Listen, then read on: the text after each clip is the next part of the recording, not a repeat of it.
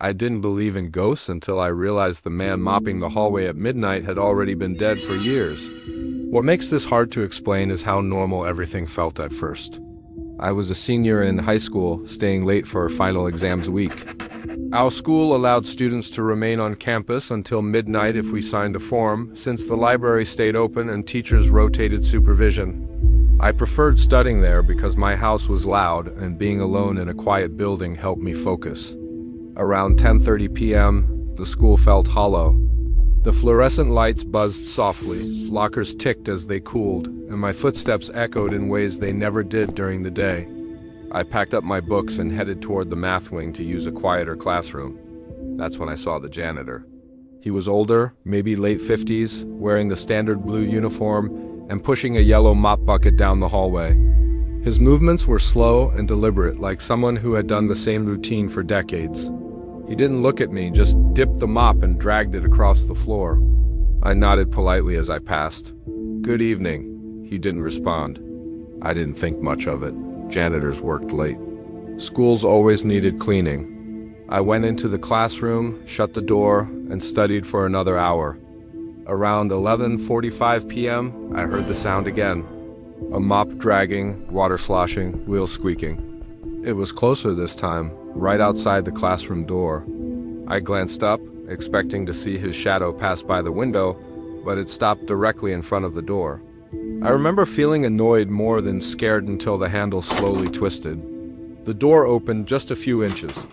The janitor stood there, still looking down at the floor, his face partly hidden by the brim of his cap. He didn't speak. He didn't move. He just stood in the doorway, gripping the mop like he was waiting for something. "Sorry," I said, forcing a nervous laugh. "I'll be out in a minute." He nodded once, barely perceptible, and closed the door. When I finally left the classroom, the hallway was empty. No bucket, no mop, no wet floor. The tiles were bone dry, like no one had cleaned them at all. At midnight, a security guard escorted the remaining students out. As we walked past the office, I casually asked, "Hey, does the janitor work this late every night?" The guard frowned. "Which janitor?" "The older guy, blue uniform, cleaning the math wing." He stopped walking. "Kid," he said slowly, "cleaning staff clocks out at 9 p.m. I laughed, thinking he was messing with me. He didn't smile. The next day, curiosity turned into unease. I asked one of my teachers about the janitors.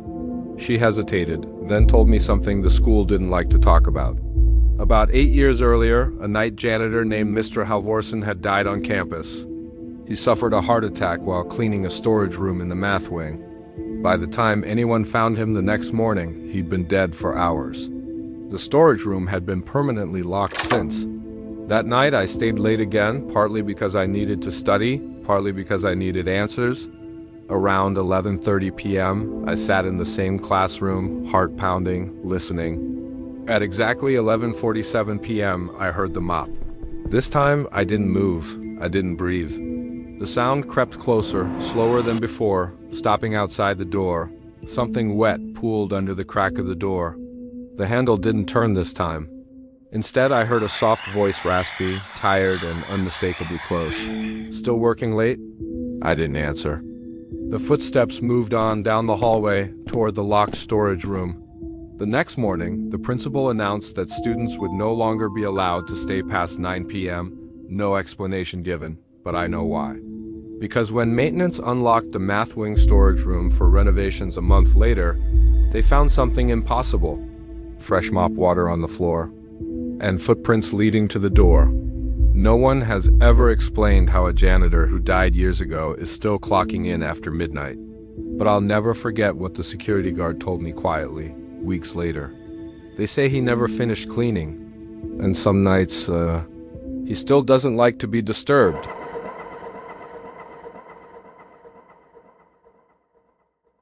I thought I was alone in the school until the footsteps stopped exactly when I did. I stayed after school because my mom was late picking me up. Detention had already ended. The buses were gone, and the sky outside the classroom windows had faded into that deep blue that comes right before night fully settles in. The office lights were off, and the hallways felt longer than they ever did during the day. I waited in my English classroom because it was closest to the main entrance. The door was open, lights on, my backpack on the desk in front of me. I remember scrolling on my phone, half listening to the low hum of the building air vents breathing, distant clicks from pipes cooling down. That's when I heard footsteps. They were faint at first, coming from somewhere down the hallway. Slow, heavy, like someone walking with purpose, but no urgency. I assumed it was a teacher or a custodian, so I didn't look up right away. The footsteps stopped. A few seconds passed. Then they started again. Closer this time. I glanced toward the open doorway, expecting to see someone pass by. No one did. The hallway was empty, the fluorescent lights buzzing softly above rows of lockers. The footsteps stopped again right outside the classroom. I felt a tightness in my chest. "Hello?" I called out, my voice echoing more than I expected. No response. I stood up and walked toward the door, peeking into the hallway. Still empty. No shadows, no movement. Just silence. I stepped back into the room, telling myself I was overreacting. As soon as I sat down, the footsteps resumed. They mirrored my movement exactly. When I stood up, they stopped. When I took a step forward, I heard a single step outside the door. My stomach dropped. I froze, staring at the doorway, my ears straining. The sound wasn't coming from far away anymore. It was right there, just out of sight.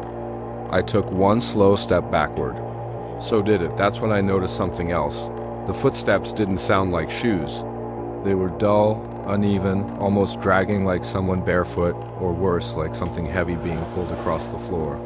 I grabbed my backpack and backed away from the door, my heart hammering so hard I could feel it in my throat.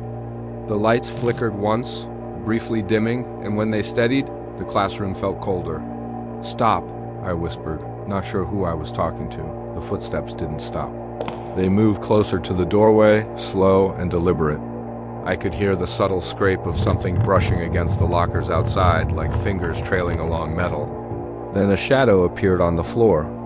It wasn't shaped like a person. It was too tall, too thin.